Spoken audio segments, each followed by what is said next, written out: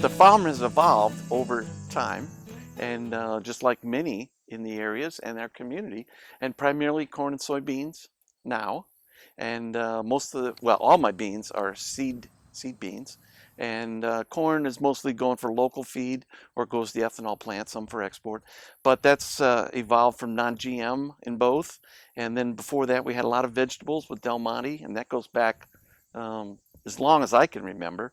And on the livestock side, uh, had done some contract finishing. Before that, farrow to finish.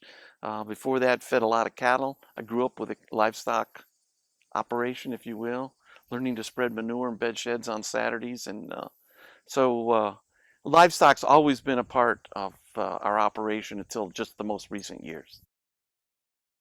He's a smart farmer and that he likes environmental issues and that he's a hard worker and always has been. And that he can be asked about issues, and if he doesn't know the answer, he'll find them out. The things that I'm most proud of, the things that I'm most pleased with, and the others, conservation's always been my driver. Uh, I tell people I bought my first no-till planter in 1976. That's the good news. Bad news is I didn't wear it out. Tillage things, no-till, to building terraces. When I was in Wisconsin, I built over 20,000 feet of terraces. And that was a time when we were transitioning out of strip crops. And then as of late, we've done a lot of tile drainage to improve the soil so we don't have as much runoff.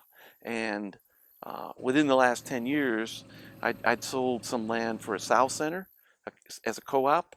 And so I've been able to capture all that manure, and we're able to put that on about 400 acres a year. And that's really done good things for our soil health.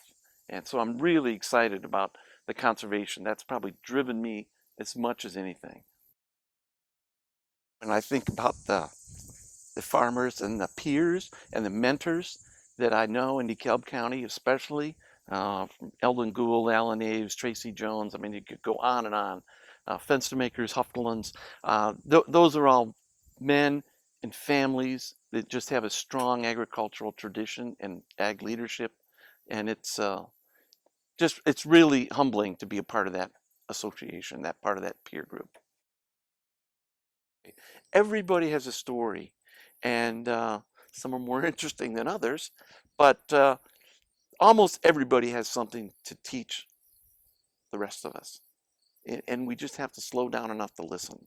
But it's the fear of failure is worse than the joy or the appreciation of being successful. And that doesn't mean to go out and do stupid stuff. But sometimes you just have to make that investment. You just got to buy that farm. You just got to do what you got to do. And you can't wait because it goes fast.